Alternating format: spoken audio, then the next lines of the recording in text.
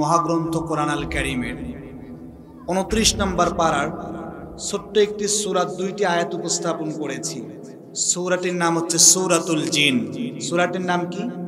সকলের কাছে দোয়া চেয়ে মূল আলোচনার দিকে ঢুকছি। প্রিয় উপস্থিতি, আমি যে আয়াত তেলাওয়াত করেছি এর অর্থ হচ্ছে আল্লাহ রাব্বুল আলামিন বলছেন, হে নবী আপনি বলুন, আমার কাছে ওহী প্রেরণ করা হয়েছে জিনদের একটি দল মনোযোগ সহকারে কোরআন আল কারীমের তেলাওয়াত শ্রবণ করেছে এবং তারা বলেছে নিশ্চয়ই আমরা একটা বিস্ময়কর কোরআন আমরা শ্রবণ করলাম।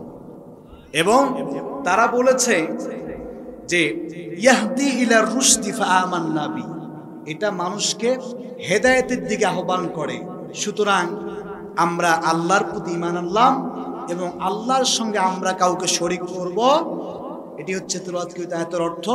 এখন আসুন, আমরা যে কোরআন পেয়েছি আমি একটু জানতে চাচ্ছি, এই কোরআন নবীজি সাল্লাল্লাহু আলাইহি ওয়াসাল্লামের উপরে নাজিল হয়েছে কত বছরে? কথা বলেন, কত বছরে? 23 বছরের লম্বা জীবনে রাসূলের উপরে কোরআন নাজিল হয়েছে। প্রিয় উপস্থিতি, আল্লাহর হাবিব সাল্লাল্লাহু আলাইহি ওয়াসাল্লামের জীবনে 23 বছরের লম্বা জিন্দেগিতে কোরআন আল কারীম নাজিল হয়েছে। প্রতিটি আয়াত নাজিল হওয়ার পিছনে, প্রতিটি সূরা নাজিল হওয়ার পিছনে একটা ঘটনা, প্রেক্ষাপট আছে। যখন কোনো ঘটনা, কোনো প্রয়োজন প্রেক্ষাপটের আলোকে পড়েছিল, আল্লাহ রাব্বুল আলামিন সেই বিষয়টাকে মানুষের সামনে ক্লিয়ার করে দেওয়ার জন্য, ওই বিষয়টাকে সমাধান করে দেওয়ার জন্য আল্লাহ রাব্বুল আলামিন কোরআনের আয়াত কিংবা সূরাগুলি নাজিল করতেন। সেই ধারাবাহিকতায় আমি যে সূরা তেলাওয়াত করেছি, এই সূরাটা নাজিলের প্রেক্ষাপট বলছে, গভীর মনোযোগ দেন। আল্লাহর নবীর সাহাবী হযরত ইবনে আব্বাস রাদিয়াল্লাহু তাআলা আনহু বলেন, বুখারী শরীফের হাদিস, তিনি বলেন আল্লাহর নবীজি সাল্লাল্লাহু আলাইহি ওয়াসাল্লাম পৃথিবীর জমিনের মধ্যে আসার পূর্বে আকাশের মধ্যে জিনেরা আকাশের মধ্যে যাইতো খোঁজ সংবাদ আনার জন্য। জিন জাতি আসমানের মধ্যে গিয়ে উট পেতে থাকতো, কান পেতে থাকতো। আসমান থেকে তারা সংবাদ চুরি করে এনে পৃথিবীর মানুষগুলির কাছে তারা পৌঁছায়া দিত। কারণ যেহেতু দীর্ঘদিন ইবলিস আসমানের মধ্যে ছিল, এই জন্য তার একটা অভিজ্ঞতা ছিল কোন জায়গার মধ্যে গেলে খোঁজ পাওয়া যাবে। আজকে যেরকম করে আমি আপনাদের সামনে কোরআন আল কারীমের এই আয়াতের ব্যাখ্যা আমি আপনাদের সামনে করতেছি, এই রকম করে আল্লাহ রাব্বুল আলামিন যখন পৃথিবীর মানুষের জন্য কোন রকম হেদায়েত, কোন রকম আযাব কিংবা গজব নাজিল করতে চান, এর পূর্বে আল্লাহ রাব্বুল আলামিন জিবরিল আমিন আলাইহিস সালামকে ডাক দিয়া বলে, জিবরিল, পৃথিবীর জমিনের মধ্যে আমি অমুক কওম, অমুক গোত্রের প্রতি আমি আযাব নাজিল করতে যাচ্ছি। আল্লাহ রাব্বুল আলামিন যখন জিবরিলকে ঘোষণা দিয়ে দেয়, জিবরিল এবার আল্লাহ রাব্বুল আলামিনের দরবার থেকে নিচের আসমানে এসে অন্য ফেরেশতাদেরকে বলে, ওই ফেরেশতারা আরেক দল ফেরেশতাকে বলে। এই রকম করে যখন সব ফেরেশতারা জানা হয়ে যায়, এই রকম কয়েকজন ফেরেশতা একত্রিত হয়ে এই বিষয়ে আলোচনা করে, অমুক কওম, অমুক জাতির উপরে আল্লাহ রাব্বুল আলামিন গজব নাজিল করবে। তারা যখন আলোচনা করে, ইন দা মিন টাইম জিনেরা আসমানের মেঘমালার কাছে কান পেতে পেতে খবরটা শুনে। খবর শোনার পর তারা পৃথিবীর জমিনে চলে আসে। আসার পরে গণকের কাছে তারা এই কথাটার সঙ্গে আরো মিথ্যা বানায়া বলে, আর এই সমস্ত গণকেরা পৃথিবীর মানুষকে খবরটা জানায়া দেয়। কথা বুঝতে পারতেছেন? এর একটা এক্সাম্পল দিচ্ছি, গভীর মনোযোগ দেন। আল্লাহ রাব্বুল আলামিন তার পয়গম্বর ইব্রাহিম আলাইহিস সালামকে যখন পৃথিবীর জমিনের মধ্যে পাঠাইলেন, ইব্রাহিম আলাইহিস সালাম পৃথিবীর জমিনে আসার আগে নমরুদ গণকের কাছে বসেছিল। গণকদেরকে জিজ্ঞাসা করেছিল, বলো আমার শত্রু ইব্রাহিম পৃথিবীর জমিনের মধ্যে আসতেছে, কত দূরে আসছে? গণকেরা তাকে জানায়া দিত, তোমার শত্রু পৃথিবীর জমিনে অমুক গোত্রের মধ্যে জন্মগ্রহণ করে ফেলছে। এই যে গণক খবরগুলি নমরুদকে দিত, মূলত গণক ভবিষ্যতের খবরও বলতে পারতো না। ওই আসমানের মধ্য থেকে জিন সামান্য কিছু শুনে এসে গণককে বলতো, গণক কিছু বানায়া নমরুদকে বলতো, নমরুদ এরপরে পদক্ষেপ নিত। এইরকম করে করে আসমান থেকে সংবাদগুলি আনার দীর্ঘদিন থেকে জিনেরা আসমান থেকে খবর নিয়ে আসতো, খবর চুরি করত। ঠিক এইরকম একদিন তারা তাদের অভ্যাস মতো আসমানের মধ্যে চলে গেল খবর নেওয়ার জন্য। আসমানের মধ্যে যাওয়ার পর তারা দেখলো অন্য অন্য দিন আসমানের মধ্যে গেলে কোনো রকম পাহারাদার সেই রকম কড়া নিরাপত্তা থাকে না, কিন্তু এই দিন যখন তারা আসমানের মধ্যে গিয়েছে, তারা গিয়ে দেখে ফেরেশতাদের টিম আল্লাহ রাব্বুল আলামিন নির্ধারণ করে দিয়েছে। ওই সমস্ত ফেরেশতারা বিশাল বড় বড় উল্কাপিণ্ড হাতের মধ্যে নিয়ে রেডি হয়ে আছে। যেই সমস্ত জিনেরা খবর চুরি করার জন্য আসমানের মধ্যে যায়, আল্লাহ রাব্বুল আলামিনের ফেরেশতারা উল্কাপিণ্ড দিয়ে ওই সমস্ত জিনদেরকে ধাওয়া করে, নিক্ষেপ করে। জিনেরা চিন্তার মধ্যে পড়ে গেল। আল্লাহ রাব্বুল আলামিন কুরআন আল কারীমে সূরা জিনের ৮ নম্বর আয়াতে কারিমার ভিতরে বিষয়টা ক্লিয়ার করে দিয়া বলতেছেন। রব্বুল আলামিন বলেন, ওয়া আন্না কুন্না নাকউদু মিনহা মাকআইদা লিস-সামঈ ফামান ইয়াসতামি'il আনা ইয়াজিদ লাহু শিহাবার রাসাদা। জোরে বলুন আল্লাহু আকবার। জিনেরা আসমানের মধ্যে চলে গেল। আসমানের মধ্যে যাওয়ার পর তারা সংবাদ দেওয়ার জন্য যখন চলে গেল, গিয়ে দেখে সর্বনাশ। আগে তো সংবাদ আমরা এমনিতেই নিয়ে আসতে পারতাম, বাধা ছিল না, কিন্তু এবার যখন গেল উল্কা পিণ্ড দিয়ে তাদেরকে যখন ধাওয়া করা হতো, উল্কা পিণ্ডের পাওয়ার কি রকম, কোন জিনের গায়ে আঘাত লাগলে তার পাখা ডানা শরীরটা পুড়ে ঝলসে যাইতো। এইরকম পাওয়ারফুল উল্কা পিণ্ড, এইরকম কড়া নিরাপত্তা দেখে জিনেরা পৃথিবীর জমিনের মধ্যে আসলো। আসার পরে জিনের যেই হেড, জিনের যেই সর্দার, সে মিটিং বসাইলো। এইরকম মিটিং বসায় সিংহাসনের মধ্যে বসে আলাপ আলোচনা শুরু করে দিল। সে প্রশ্ন করলো, এতদিন থেকে আমরা আসমানের মধ্যে গিয়া সংবাদ আসমান থেকে আমরা চুরি করে করে আনি, এত নিরাপত্তা আমরা পাই নাই, হঠাৎ করে আসমানের মধ্যে এত কড়া নিরাপত্তা কি জন্য হলো? এটা আমাদেরকে জানতে হবে। আল্লাহ রাব্বুল আলামিন পৃথিবীর জমিনে কোনো গজব কিংবা কোনো রহমত পৃথিবীর মানুষের জন্য পাঠাচ্ছেন কিনা আমাদের জানা প্রয়োজন। আমরা পৃথিবীর পূর্ব থেকে পশ্চিম, উত্তর থেকে দক্ষিণ, গোটা পৃথিবীর আনাচে কানাচে আমরা শ্রেণী তল্লাশি দিব। আমাদেরকে খোঁজ নিতেই হবে কেন আসমানের মধ্যে এরকম কড়া পাহারা। জিনদের কয়েকটি দল বিভক্ত হয়ে গেল।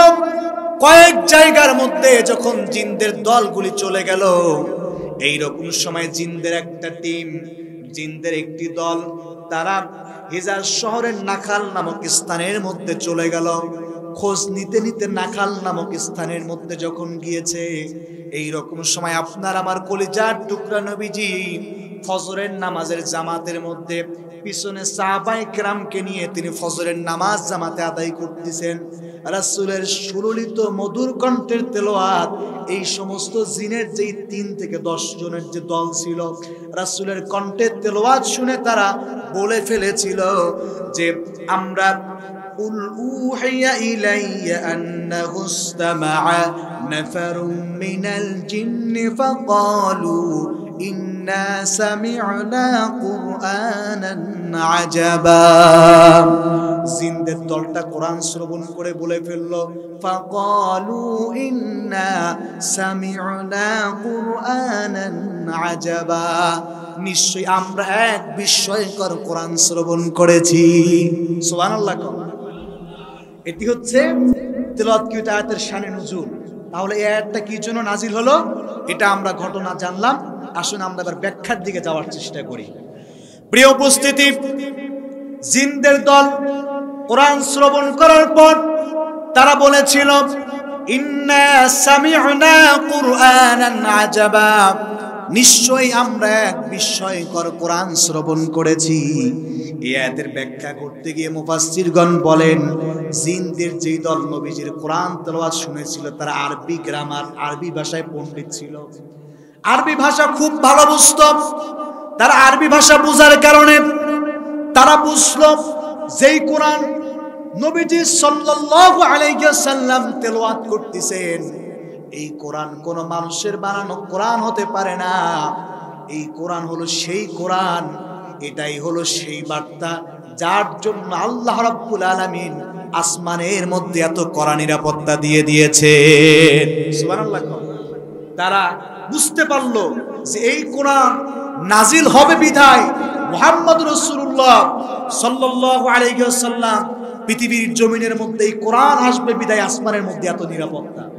তাহলে আল্লাহ রাব্বুল আলামিন যখন কোরআন পৃথিবীর জমিনে নাজিল করলেন, আসমানের পাহারা কি করছেন? কথা বলেন। আসমানের পাহারা কড়া করে দিয়েছে, আসমানে কড়া নিরাপত্তা। জিবরিল আমিন যখন ওহী নিয়ে আসমান থেকে পৃথিবীর জমিনে আসতো, আশেপাশে ফেরেশতারা পাহারা দিত, কঠোর পাহারা দিয়ে পৃথিবীর জমিনে ওহী নাজিল হতো। এইরকম করে কোরআন যখন নবীজির উপরে আসলো, এই কোরআন শ্রবণ করার পর তারা বলল, ইন্না সামি'না কুরআনান আজাবা, আমরা এক বিস্ময়কর কোরআন শুনলাম। কারণ আমরা যেই কোরআন শুনেছি, এই কোরআনের শব্দমালা একটার পরে একটা বাক্য এমন ভাবে সাজানো, এই কোরআন যদি কোনো মানুষ পড়ে, ওই মানুষের হেদায়েতের জন্য কোরআন যদি কোনো মানুষ বুঝে, অন্য কোনো কিছু দরকার নাই। কোরআন মানুষটাকে হেদায়েত দিয়ে পৃথিবীর জমিনে সফলতা, পরকালীন জীবনে জান্নাত নাজাত দিয়ে দিবে। পড়েন সুবহানাল্লাহ। এই জন্য জিনদের দল বলেছিল, ইয়াহদি ইলার রুশদি ফাআমান্না বি, আমরা এমন এক কোরআন শ্রবণ করেছি, এই কোরআন শুধুমাত্র বিস্ময়কর্তা নয়, ইয়াহদি ইলার রুশদি, এই কোরআনটা মানুষদেরকে সহজ সরল সঠিক পথ প্রদর্শন করায়, মানুষদেরকে হেদায়েতের পথ প্রদর্শন করায়। এই কথা জিনেরা সাক্ষী দিয়েছিল। কথাটা বুঝতে পারছেন? ইয়াহদি ইলার রুশদি ফাআমান্না বি, যে আমরা এমন কোরআন শ্রবণ করলাম, এই কোরআন যেন তেন কোরআন নয়, এই কোরআন মানুষগুলিকে অন্ধকারের পথ থেকে নিয়ে, অন্ধকারের পথ থেকে মিনাজ জুলুমাত, অন্ধকারের পথ থেকে নিয়ে আলোর পথের মধ্যে নিয়ে এসে পড়েন সুবহানাল্লাহ। এই কথা বলছে কারা? কথা বুঝে থাকলে উত্তর দেন। এই কথা বলছে কারা? জিনরা বলতেছে যে এই কোরআন তো সেই কোরআন যেটা মানুষদেরকে অন্ধকারের পথ থেকে নিয়ে আলোর পথে, হেদায়েতের পথে নিয়ে আসে।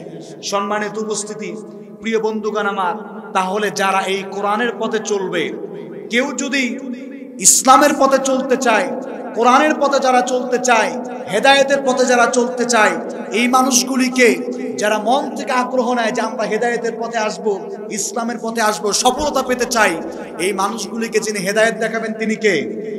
কথা বলেন, তিনি কে?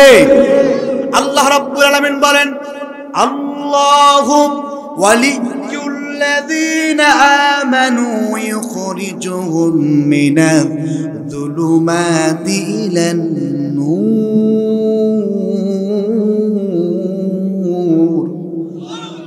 আরেকটু আস্তে কোন আল্লাহু আকবার। আল্লাহ রাব্বুল আলামিন বলেন, আল্লাহু ওয়ালিয়্যুল্লাযীনা আমানু, যেই সমস্ত মানুষগুলি ঈমান এনেছে, যেই সমস্ত মানুষগুলি নিজেদেরকে ঈমানদার বলে দাবি করেছে, ওই সমস্ত মানুষগুলির চিন্তার কারণ নাই, ভয়ের কারণ নাই। ওই মানুষগুলির বন্ধু আমি আল্লাহ রাব্বুল আলামিন নিজেই হয়ে গেলাম। তাহলে আমরা যারা ঈমানদার, আমরা যারা মুসলমান, ঈমান এনেছি, আমাদের বন্ধুকে আর আস্তে করে আমাদের বন্ধুকে, আর যাদের বন্ধু আল্লাহ রাব্বুল আলামিন, স্বয়ং রব যাদের বন্ধু এই পৃথিবীর জমিনে, তাদের ভয়ের কোনো কারণ। যাদের বন্ধু আল্লাহ রাব্বুল আলামিন, আল্লাহ কয় পৃথিবীর মানুষগুলি যদি কারো বন্ধু হয়, কারো বন্ধু যদি তাগুত হয়, কারো বন্ধু যদি জালেম হয়, তাহলে ওই সমস্ত জালেম তাগুতেরা মানুষগুলিকে হেদায়েতের পথ থেকে টেনে এসে অন্ধকারের পথে, জাহান্নামের পথে নিয়ে যায়। আর আমি রব যদি কারো বন্ধু হই, আমি রবের দায়িত্ব, আমার বন্ধুকে আমি জাহান্নামের দিকে নিব না, আমার বন্ধুকে আমি আল্লাহ রাব্বুল আলামিন ইখরিজুকুম মিনায-যুলুমাতি ইলান-নূর, অন্ধকারের পথ থেকে টেনে হেসে বের করে আলোর পথে, নূরের পথে, হেদায়েতের পথ দেখিয়ে জান্নাতের মধ্যে পৌঁছে দিবে। বলেন সুবহানাল্লাহ। তাহলে প্রিয় উপস্থিতি, মিরবাগ কাউনিয়া রংপুরের মুসলমান, আমাদের বন্ধু একজন, তিনি কে? আট জবান, তিনি কে? এখন আল্লাহ রাব্বুল আলামিন যখন তার বন্ধু, তার বান্দাদেরকে হেদায়েত দেখাবেন, তিনি তো আসমান থেকে সরাসরি হেদায়েত দেখাবে না, তাই না? তার মাধ্যমের প্রয়োজন। এই মাধ্যম হিসেবে আল্লাহ রাব্বুল আলামিন দিয়েছেন কোরআন। মাধ্যম হিসেবে কি দিয়েছেন? কোরআন দিয়েছেন। এখন কোরআন যখন নাজিল হলো, আল্লাহ তাআলা যদি জিবরিলকে বলতো, জিবরিল তোমারে আমি কোরআন দিলাম, যাও তুমি কোরআনটা নিয়ে পৃথিবীর মানুষের হাতে হাতে এক খণ্ড করে দিয়ে আসো, সবার হাতে যদি এক খণ্ড করে কোরআন আপনাদের পৌঁছে দেওয়া হইতো, এই কোরআনকে আপনি বুঝতে পারতেন? কোরআনের ব্যাখ্যাকারকের প্রয়োজন আছে না? কোরআনে নামাজের কথা, হজের কথা, যাকাতের কথা, জিহাদের কথা, সব বিধান বিধিনিষেধ, হারাম হালালের কথা বলা হয়েছে। এখন আপনাকে এনে যদি জিবরিল কোরআনটা দিয়ে কইতে, এই যে ধর তোরে কোরআন দেওয়া হইলো, এখন এই অনুযায়ী আমল করবি, আপনি বুঝার জন্য কি একজন লোকের প্রয়োজন ছিল না?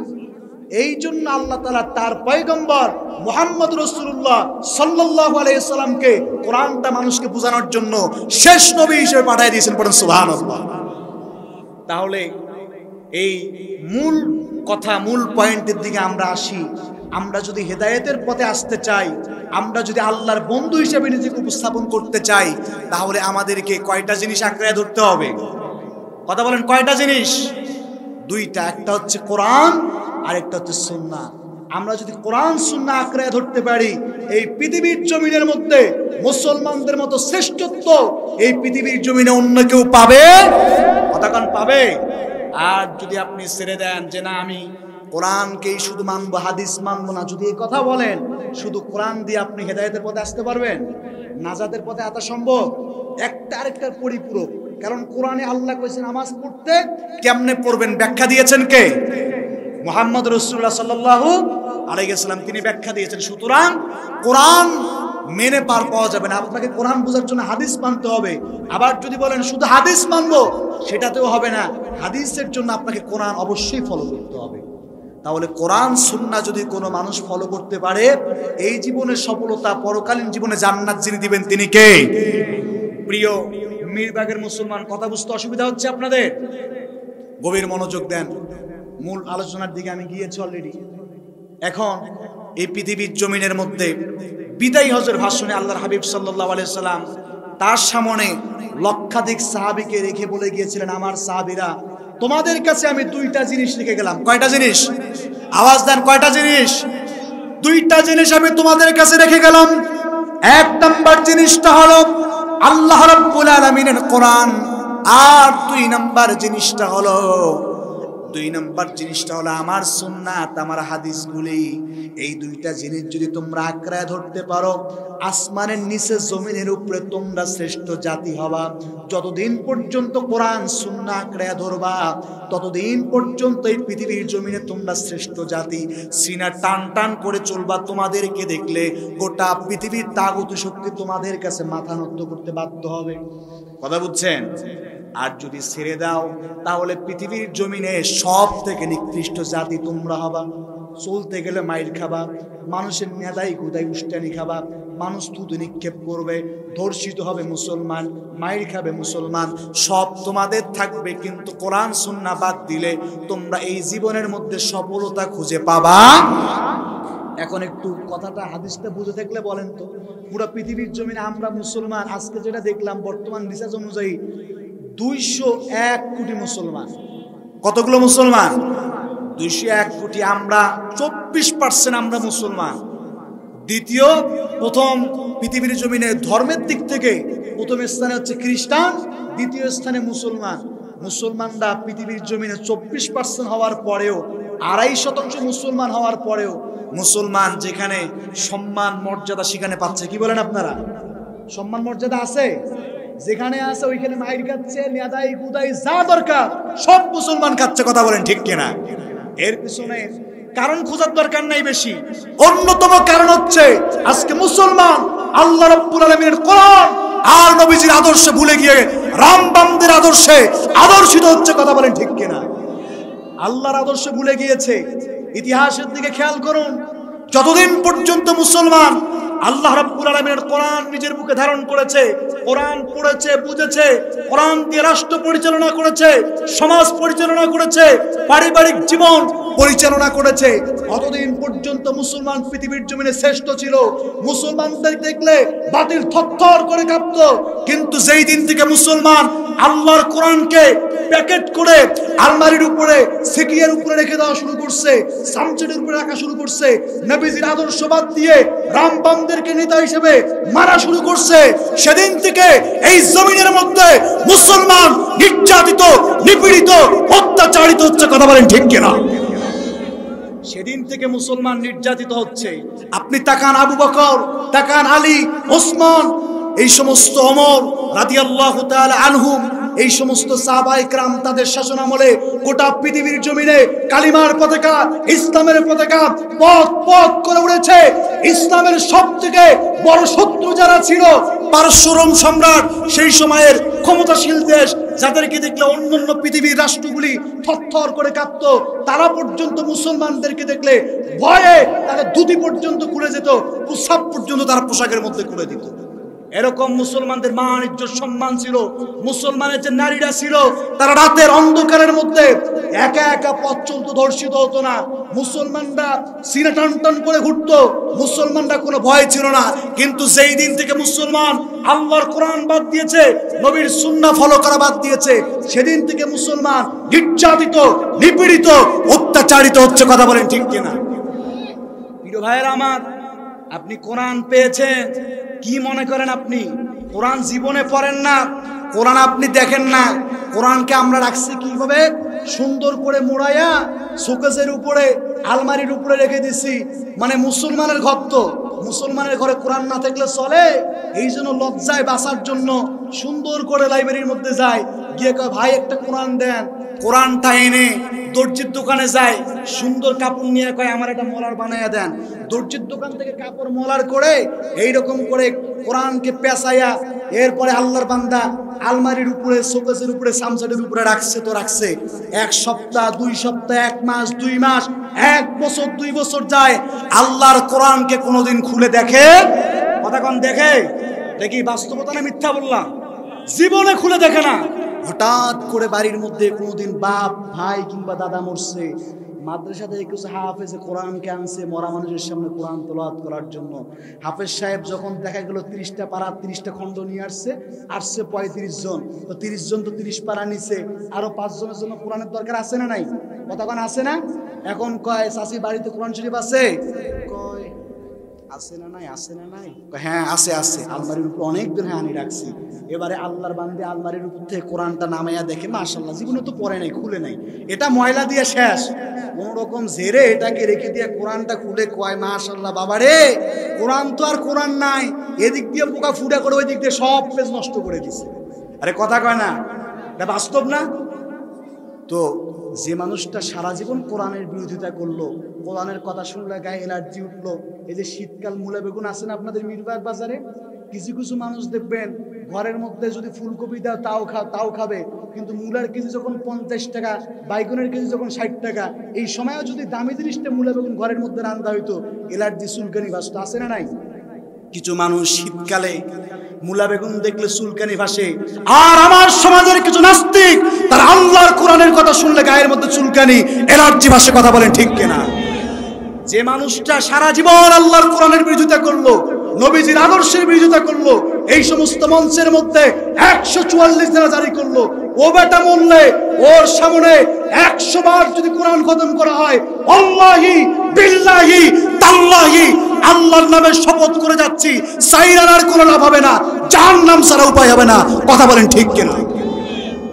আরে কোরআনকে আল্লাহ মরা মানুষের জন্য দিছে না বর্তা মানুষের জন্য? আরে কথা কয় না মিরবাগের মানুষ, কথা বলেন। কোরআন আল্লাহ মরা মানুষের জন্য দিছে না বর্তা মানুষের জন্য দিছে?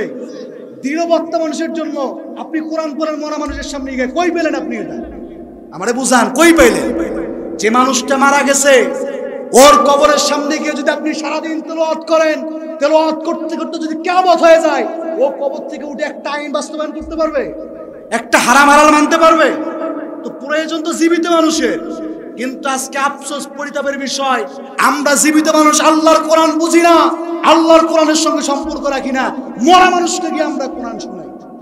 আরে কথা কয় না, মরা মানুষের সামনে গিয়ে আপনি কোরআন শুনান, বিদায় আজকে পৃথিবীর জমিনে আপনি নির্যাতিত, নিপীড়িত, লাঞ্ছিত, বঞ্চিত। মরা মানুষের কাছ থেকে কোরআনটা নিয়ে এসে বক্তা মানুষকে শোনান, কোরআন দিয়ে রাষ্ট্র সমাজ পরিচালনা করেন, আল্লাহর রহমত আসমান থেকে নামবে পৃথিবীর জমিনে, জান্নাতি পরিবেশ কায়েম হবে। কথা বলেন ঠিক কিনা? আর যদি আপনি আল্লাহর কোরআনকে বাদ দিয়ে কোন যে না কোরআন চলবে না, এটা ১৫০০ বছর আগে নাজিল হয়েছে, পুরাতন হয়ে গেছে, আমরা নতুন চাই, নতুন দিয়ে যদি সমাজ পরিচালনা করতে চান, এই নতুন আপনাকে জিনার দিকে, ধর্ষণের দিকে, জাহিলিয়াতের দিকে নিবে, জাহান্নামের পথে নিবে, হেদায়েতের পথে, আলোর পথে, শান্তি সমৃদ্ধির পথে আনতে পারবে না। কথা বলেন ঠিক কিনা? কারণ শান্তি দিতে পারে একটা মাত্র জীবন বিধান, পৃথিবীর জমিনে ন্যায় ইনসাফ প্রতিষ্ঠা করতে পারে একটা মাত্র সংবিধান। আওয়াজ দিয়ে বলতে হবে সেই সংবিধানের নাম কি? কথা বলেন, সেই সংবিধানের নাম কি? কোরআনকে বাদ দিয়ে যদি আপনি এখন পশ্চিমা বিশ্বের তৈরি করা কোনো আইন, তাদের তৈরি করা কোনো বিধানে যদি আপনি শান্তি খুঁজেন, চশমা 4টা লাগান, আপনি চোখের পাওয়া শেষ, দাড়ি পেকে গেছে, দাঁত পড়ে গেছে, কোমর বাঁকা হয়ে গেছে, কোন দেখি ওই জায়গার মধ্যে কি শান্তি খুঁজে পাওয়া যাবে? আরে কথা কোন পাওয়া যাবে? যাবে। তাহলে শান্তি যদি আমরা পেতে চাই, ফিরে আসতে হবে কিসের কাছে? কথা কোন কিসের কাছে ফিরে আসতে হবে? রোল মডেল হিসেবে মানতে হবে কাকে? কথা কোন কারে মানতে হবে? আমরা যদি রোল মডেল হিসেবে মুহাম্মদ রাসূলুল্লাহ সাল্লাল্লাহু আলাইহি সাল্লামকে মানতে না পারেন, আপনার জীবনের নেতা হিসেবে, লিডার হিসেবে, পারিবারিক জীবন, সামাজিক জীবন, রাষ্ট্রীয় জীবনে যদি মুহাম্মদ রাসূলুল্লাহকে আদর্শ মানতে না পারেন, আপনার জীবন ব্যর্থ, দুনিয়ার জমিনে ধ্বংস, পরকালীন জীবনে জাহান্নাম ছাড়া উপায় হবে না। কথা বলেন ঠিক কিনা? এটা কি আমার কথা? কথা কোন এটা আমার কথা? এটা আল্লাহ রাব্বুল আলামিনের কথা।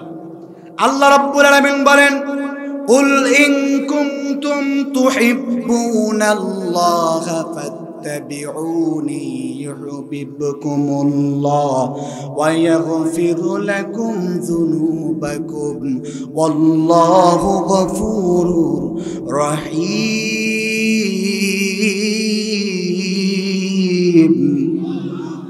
আল্লাহ তাআলা বলতেছেন, সরল অনুবাদ শুনেন, কুল হে নবী আপনি বলুন, ইন কুনতুম যদি তোমরা তুহিব্বুনাল্লাহ আল্লাহকে ভালোবাসতে চাও, আল্লাহর ভালোবাসা পেতে চাও, তাহলে ফাত্তাবিউনি অনুসরণ করতে হবে আমি মুহাম্মদ রাসূলুল্লাহ সাল্লাল্লাহু আলাইহি ওয়াসাল্লাম।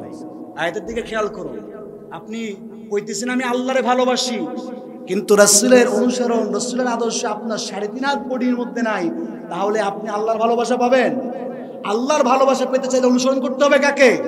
আরে কথা কয় না, অনুসরণ করতে হবে কাকে? মুহাম্মদ রাসূলুল্লাহ সাল্লাল্লাহু আলাইহি ওয়াসাল্লামকে আপনাকে অনুসরণ করতে হবে। ফাত্তাবিউনি নবীকে অনুসরণ করতে হবে। এই অনুসরণ মানে শুধু মুহাম্মদ সাল্লাল্লাহু আলাইহি সাল্লামকে নবী হিসেবে মানি এনাফ, এতটুকুর মধ্যে সীমাবদ্ধ নয়।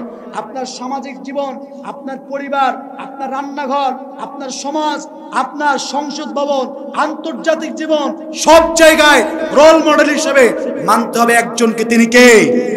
কথা বলেন, তিনি কে? মুহাম্মদ রাসূলুল্লাহ সাল্লাল্লাহু আলাইহি ওয়াসাল্লামকে মানতে হবে। আপনি যখন ফাত্তাবিউনি নবীর অনুসরণ করবেন, আল্লাহ কয় ইউহিব্বুকুমুল্লাহ, সেই সময় আমি তোমাকে ভালোবাসা শুরু করব। আপনারা জ্ঞানী মানুষ, আয়াতের দিকে খেয়াল করুন, আল্লাহ মুদারের সিগে ব্যবহার করছে, মানে যখন আপনি নবীকে অনুসরণ করা শুরু করবেন, ইউহিব্বুকুমুল্লাহ, ঠিক সেই সময় আল্লাহ আপনাকে ভালোবাসা শুরু করবে। তার মানে আপনি এইরকম সময় নবীর অনুসরণ করেন না, নবীর আদর্শ আপনার ভিতরে নাই, তাহলে আল্লাহর ভালোবাসা আপনি পাইছেন? আরে কথা কোন পাইছেন? যেই সময় আপনি রাসূলের অনুসরণ করবেন, ওই সময় আল্লাহ রাব্বুল আলামিন আপনাকে ভালোবাসা শুরু করবে। সুতরাং আমি যে মূল মেসেজটা আপনাদেরকে দিতে যাচ্ছি, আমার আলোচনার মূল যে মেসেজ আপনাদের সামনে, যে এই পৃথিবীর জমিনে আমরা যদি সফল হতে চাই, আমরা যদি নাজাত পেতে চাই, তাহলে আমাদেরকে দুটো জিনিস আঁকড়ে ধরতে হবে। একটা হচ্ছে আল্লাহর কোরআন, আরেকটা হচ্ছে নবীর সুন্নাহ। ঠিক কিনা বলেন? কোরআন এবং সুন্নাহকে যদি বাদ দেই আমরা, তাহলে পৃথিবীর জমিনে ব্যর্থ, পরকালীন জীবনে ব্যর্থ। কথা বলেন ঠিক কিনা? তাহলে কোরআন সুন্নাহকে আপনি আঁকড়ে ধরবেন তো? কথা বলার জন্য অনেক কথার প্রয়োজন হয় না, ঘন্টার পরে ঘন্টার কথারও প্রয়োজন হয় না। কথার মতো কথা যদি একটা বলা হয়, আপনি যদি মানতে পারেন, তাহলে আমি শপথ করে যাচ্ছি আল্লাহর নামে, এই মাহফিল থেকে যদি একজন মানুষ আজকের এই দুটো জিনিস যদি আঁকড়ে ধরতে পারে, হেদায়েতের পথে আসে, তাহলে এই আব্দুর রহমান এই সোসাইটি কর্তৃক যে মাহফিলটা সফল করবেন কে? এটা কবুল করবেন কে? প্রিয় ভাইয়েরা আমার, তাহলে ইয়াহদি ইলা রুশদি, সেই সমস্ত জিন জাতিরা বলল যে আমরা যে কোরআন পেলাম, এই কোরআনটা কিরকম? ইয়াহদি ইলা রুশদি, এই কোরআন মানুষকে সহজ সরল সঠিক পথের দিকে আহ্বান করে। তাহলে আমরা কোরআন ছেড়ে অন্য কোনো জায়গায় যাওয়ার কোনো প্রয়োজন আছে? আপনি যখন কোরআন মানবেন, আপনি যখন আল্লাহর প্রতি ঈমান আনবেন, তখন আপনার বন্ধু হয়ে যাবে কে? কথা বলেন, বন্ধু হয়ে যাবে কে? আর আল্লাহ যদি একবার আপনার বন্ধু হয়ে যায়, আপনি নিশ্চিত থাকেন আল্লাহ তাআলা আপনাকে জাহান্নামে যাইতে দিবে না। অবশ্যই অবশ্যই আমার রব আপনাকে জান্নাতের মধ্যে পৌঁছে দিবে। পারেন সুবহানাল্লাহ। কথা ক্লিয়ার? এই জন্য জিন জাতি বলল ফাআমান্না বিহি, আমরা যে কোরআন পেয়েছি এই কোরআন আমরা বুঝে নিলাম, আমরা ঈমান এনে নিলাম, আমরা ঈমান এনে ফেললাম। আফআমান্না বি, আমরা ঈমান আনলাম, আজ থেকে আমরা ঈমানদার। পড়েন সুবহানাল্লাহ। শুধু এতটুকুর মধ্যে সীমাবদ্ধ নয়, ওই সমস্ত জিনদের দল তারা তাদের গোত্রের মানুষের কাছে গিয়েছে, তাদের গোত্রের মানুষগুলিকে দিয়ে তারা ইসলামের দাওয়াত দিয়েছে। পড়েন সুবহানাল্লাহ। এই জায়গা থেকে দ্বিতীয় বিষয় ক্লিয়ার হন। এই যে আমরা কালিমা পড়েছি, মুসলমান হয়েছি, আমরা কি শুধু মানে আমরা মানুষেরাই মুসলমান না? জিনদের ভিতরে মুসলমান আছে, জিনদের ভিতরেও মুসলিম অমুসলিম আছে। আমরা মানুষেরা যেমন ইসলাম মানি, জিনেরাও ইসলাম মানে। পড়েন সুবহানাল্লাহ। কারণ আমরা যেই নবীর উম্মত হয়েছি, আমরা যে নবীর আদর্শ ফলো করি, আমরা যে রোল মডেল হিসেবে যেই নবীকে মানি, উনি শুধুমাত্র মানুষের নবী নন, উনি গোটা সৃষ্টি জগতের, গোটা মাখলুকাতের নবী। কথা বলেন ঠিক কিনা? গোটা জগতের নবী হিসেবে আল্লাহ রাব্বুল আলামিন আমার নবীজিকে সৃষ্টি করেছে। পড়েন সুবহানাল্লাহ। প্রিয় ভাইরা আমার, তাহলে জিন জাতি ঈমান আনার পরে তারা বলল, প্রথম কথা বলল যে ওয়ালা নুশরিকা বিরব্বিনা আহাদা, আজকের পর থেকে আমরা আমাদের রবের সঙ্গে কাউকে শরীক করব। কথা কান, কাউকে শরীক করব? আমাদের রব হচ্ছে একজন, তিনি কে? কথা বলেন, তিনি কে? আল্লাহ আমাদের রব। এটাতে আপনাদের সন্দেহ আছে? তাহলে যারা মানবে আল্লাহ আমাদের রব, যারা কোরআনকে বুকে ধারণ করবে, নবীজির সুন্নাহ ফলো করবে, ওই সমস্ত মানুষগুলি কখনো শিরিক করতে পারে? কথা কোন শিরিক করতে পারে? এখন এই শিরিক মানে শুধুমাত্র মূর্তির কাছে গিয়ে মাথা ঠেকানো, মন্দিরে গিয়ে নম নম করাটাই শিরিক না। আপনার কথা কাজে চলাফেরার মাঝেও, উঠা বসার মাঝে শিরিক আছে না নাই? শিরিক দুই প্রকার, একটা হচ্ছে বড়, একটা হচ্ছে ছোট। আলোচনা করার টাইম নাই। বড় ছোট শিরিক আসগার, শিরিক আকবার, সমস্ত শিরিক থেকে আমাদেরকে বাঁচতে হবে। কথা ক্লিয়ার? এর মধ্যে থেকে মাত্র একটা শিরিকের মেসেজ আমি আপনাদেরকে দিচ্ছি। আমরা আমাদের সমাজে অনেক মানুষ, বিশেষ করে এই যে গ্রাম অঞ্চলে বেশি হয়, গণকের কাছে যায় ভবিষ্যৎ জানার জন্য। আছে না? আরে কথা কয় না, আছে না নাই? গণকের কাছে গিয়ে হাত দেখায়, আমার ভবিষ্যৎ কি হবে, কিংবা যাই হোক যেমনি হোক ভবিষ্যৎ জানে। আমি আপনাদের কাছে জানতে চাই, ভবিষ্যতের খবর কয়জন জানে? আরে কথা কয় না, কয়জন জানে? তিনি কে? আর একটু জোরে আকাশ বাতাস মুখরিত করে বলেন, তিনি কে? এটাতে আপনাদের সন্দেহ আছে? ভবিষ্যতের খবর জানে তো আল্লাহ রাব্বুল আলামিন। সুতরাং আপনি সাক্ষ্য দিচ্ছেন যে আমার তাকদিরে ওয়াল কদরি খায়রিহি ওয়া শাররিহি মিনাল্লাহি তাআলা, তাকদিরে ভালো মন্দ যা আছে সব আল্লাহর হাতে। এরপরে আপনি গণকের কাছে গেলেন মানে? যদি এরপরেও কেউ গণকের কাছে ভবিষ্যৎ জানার জন্য যায়, আল্লাহি, আল্লাহর নামে শপথ করে বলতেছি, ওটা মুসলিম থাকে না, ওটা মুশরিক হয়ে যায়। কথা বলেন ঠিক কিনা? ঈমান থাকবে না। হ্যাঁ, বলতে পারেন হুজুর, গণকের কাছে যখন যাই, যারা ভবিষ্যৎ বলে, যারা বুঝ করে, অনেক সময় তো এমন কথা কয় যেটা মিলে যায়। মিলে না অনেক সময়? আপনার সামনে গিয়ে তোর বাপ অমুক সময় অমুক করছিল, তোর দাদা বাজি দেখতে অমুক কাজ করে গেছিল, চিন্তা করেন আরে কথা তো ঠিকই, মোর দাদা না এটা করে গেছি। চিন্তা করেন না আপনি? তো এই যে সূরা জিনের তাফসীর করতেছি বিদায় এটা নিয়ে আসলাম। ওই যে আসমান থেকে জিন খবর নিয়ে আসতো, এবং জিনরা যেহেতু ভবিষ্যৎ মানুষের অতীত জানে, আপনার জীবনে যা হয়ে গেছে এটা কি আর গোপন আছে? গোপন আছে? আপনি ছোটবেলায় যেটা করছেন এটা কি গোপন আছে? তাহলে কি এটাকে গায়েব, অদৃশ্য ধরা যাবে?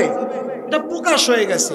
সুতরাং আপনি অতীতে যা করছেন গণক বলতেই পারবে, স্বাভাবিক বিষয়, কিন্তু ভবিষ্যৎ বলতে পারবে না। ভবিষ্যৎ বলতে পারে একজন, আওয়াজ দিয়ে বলতে হবে তিনি কে। সুতরাং কথা ক্লিয়ার হয় না? কোন গণকের কাছে কোন মুসলমান যাইতে পারে, ভবিষ্যতের খবর কোন গণক বলতে পারে না, এটা ক্লিয়ার হন। যেহেতু গ্রামের মানুষ, এজন্য এই পয়েন্টের দিকে টাচ দিলাম।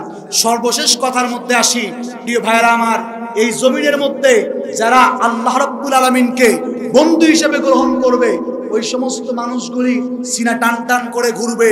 ওই সমস্ত মানুষগুলি যারা আল্লাহ রাব্বুল আলামিনের কোরআনকে ধারণ করবে, নবীজিকে রোল মডেল হিসেবে মানবে, ওই সমস্ত মানুষগুলি কখনো বাতিলের কাছে মাথা নত করবে? কতক্ষণ বাতিলের কাছে মাথা নত করতে পারে?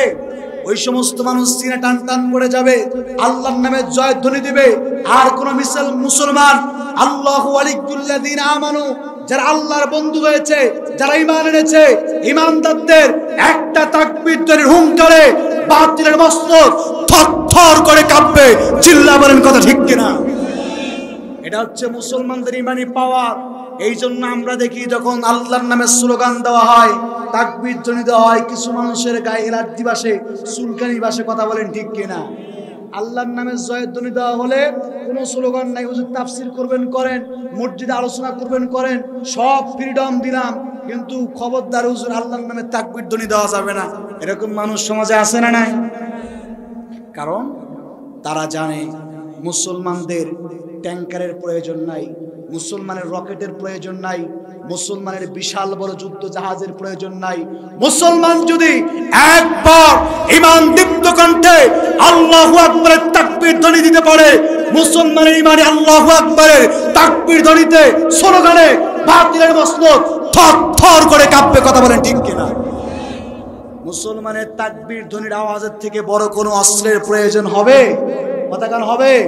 এই জন্য যখন 10-12টা মুসলমান একত্রিত হয়ে তাকবীর ধ্বনি দেয়, এক শ্রেণীর মানুষ থরথর করে কাঁপে, বিভিন্ন রকম ট্যাগ লাগায়া, বুঝতে পারছেন তো, চেষ্টা করে আল্লাহর নামে তাকবীর ধ্বনি বন্ধ করার জন্য। কারণ তারা জানে যে মুসলমান যখন আল্লাহু আকবারের স্লোগান দেয়, আপনি মুসলমান আপনি না বুঝলেও যারা বাতিল, যারা তাগুত, তাদের অন্তরের মধ্যে কাঁপানি উঠে, তাদের দুটিটা খুলে যাওয়ার মতো অবস্থা হয়। তারা চিন্তা করে, না জানি ওমরের মতো, হামজালার মতো ঈমান মুসলমানরা ফিরে পাচ্ছে।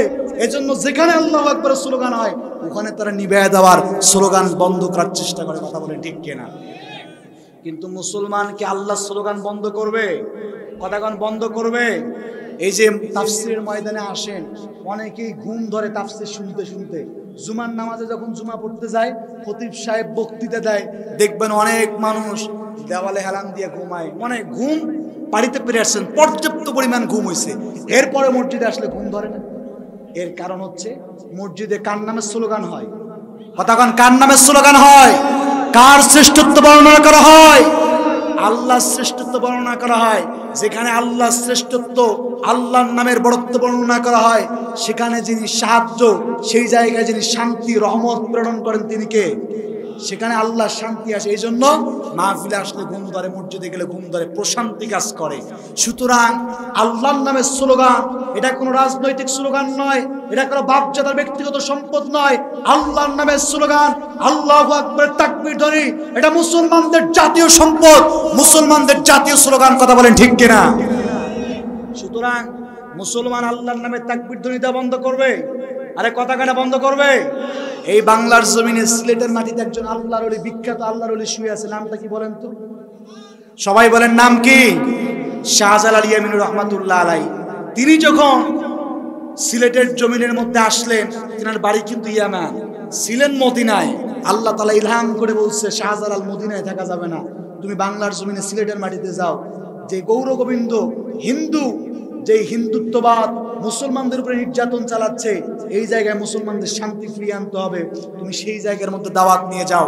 শাহজালাল ইয়ামিনী যখন সিলেটের জমিনে গেছে, সিলেটের জমিনের মধ্যে যাওয়ার পর গৌর গোবিন্দের সামনে দাঁড়িয়ে শাহজালাল বলেছিল, গৌর গোবিন্দ, তোর জন্য আমি সিলেটের জমিনে আসছি। মুসলমানদেরকে তো নির্যাতন, নিপীড়ন, অন্যায় অত্যাচার, জুলুম মুসলমানদের উপরে করতেছিস, মুসলমানদেরকে অন্যায় অত্যাচার থেকে ফিরিয়ে আনার জন্য আমি শাহজালাল ইয়ামিনী সিলেটের জমিনে আসলাম। তো তোর কাছে আমি আসছি, ঠিক আছে, তোকে আমি 3টা অফার দিব, 3টা রাস্তা দিব।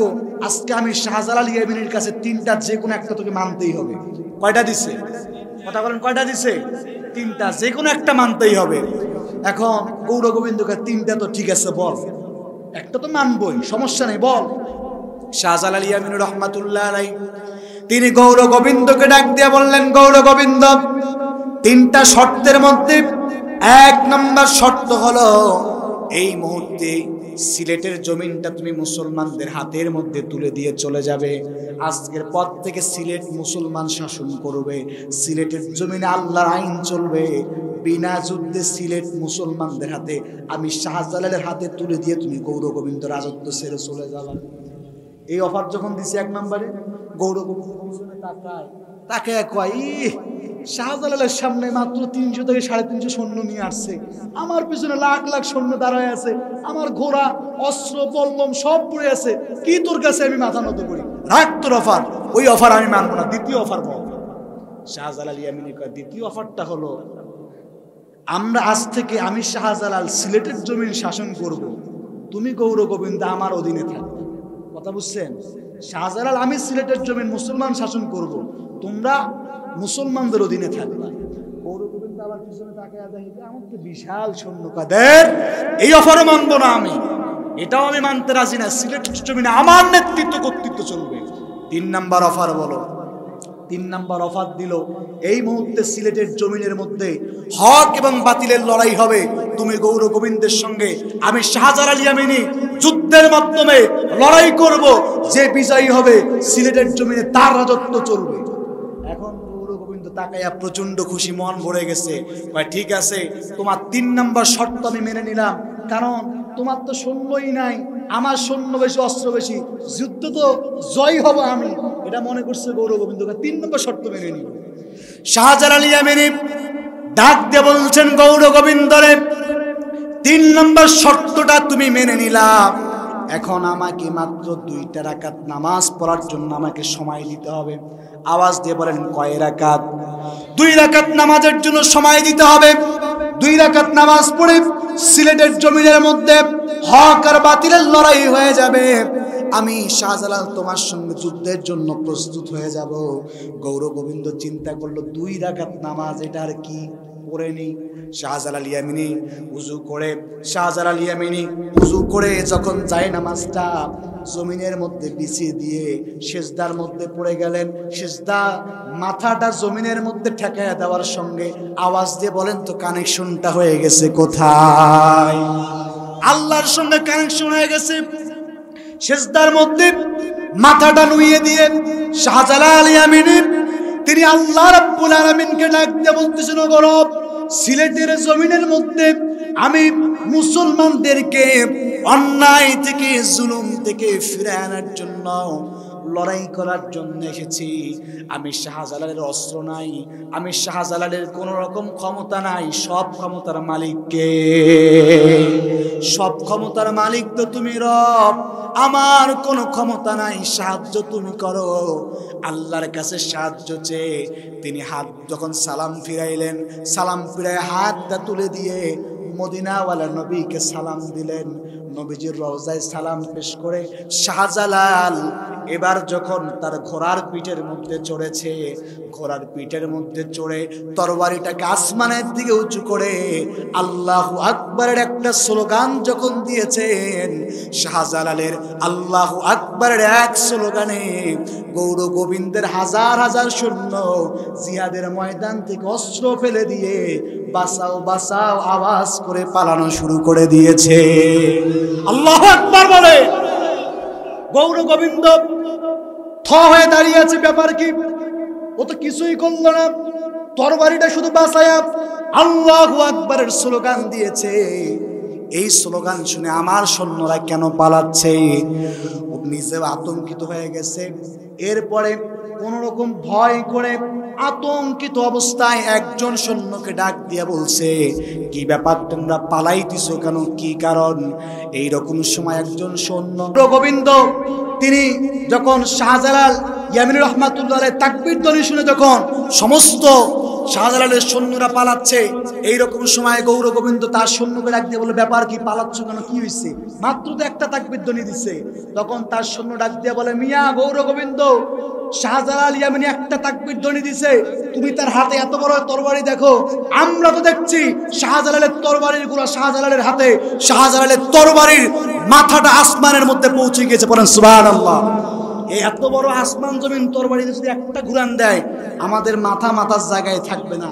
প্রিয় বন্ধুগণ, শাহজালালের তরবারি কি বাস্তবে এত বড় ছিল? আসমান জমিন ছিল? তাহলে এটা দেখাইছেন কে? কথাকান দেখাইছেন কে? আর এটা আসছে তাকবীর ধ্বনির আওয়াজে। সুতরাং মুসলমানরা যদি আল্লাহু আকবার স্লোগান দিতে পারে, আল্লাহু আকবারের তাকবীর ধ্বনি দিতে পারে, মুসলমানদের বুলেট, বোমা, ট্যাঙ্কের, রকেটের প্রয়োজন নাই। আল্লাহু আকবারের স্লোগান দিয়ে এই বিশ্বের মধ্যে মুসলমান শান্তি শৃঙ্খলা ফিরে আনতে, কথা বলেন, আনতে। এই জন্য মুসলমান তাকবীর ধ্বনি দিতে হবে ঈমান দীপ্ত কণ্ঠে, বুকের মধ্যে ঈমান নিয়ে নবীজিকে আপনি রোল মডেল হিসেবে মেনে যখন এই জমিনের মধ্যে মুসলমান তাকবীর ধ্বনি যদি দিতে পারে, ময়দানের মধ্যে বাতিল শক্তি মুসলমানের তাকবীরের কাছে মাথা নত করতে বাধ্য হবে। কথা বলেন ঠিক কিনা? প্রিয় ভাইরা আমার, কথা এলোমেলো ভাবে যতটুকু বললাম, সূরা আল জিন মূল মেসেজ আমাদেরকে কয়টা জিনিস আঁকড়ে ধরতে হবে? কথা বলেন, কয়টা ধরতে হবে? এক নম্বরে কি? কথা বলেন, এক নম্বরে কি? কোরআন। দুই নম্বরে কি? রাসূলের সুন্নাহ, হাদিস না, রাসূলের সুন্নাহ আঁকড়ে ধরতে হবে। কোরআন সুন্নাহ যদি মানতে পারেন, ইহকালীন জীবনে সফলতা, পরকালীন জীবনে জান্নাত যিনি দিবেন তিনি কে? আল্লাহ তাআলা যেন আমাদেরকে বুঝার, আমল করার তৌফিক দান করেন। সকলে পড়ছি আল্লাহুম্মা আমিন। আমি সকলের কাছে দোয়া আছে। আমার আলোচনা এখানেই শেষ করছি। আপনাদের যদি কারো প্রয়োজন হয় ইউটিউবে সার্চ দিবেন আলামিন হুসাইন সাইদি।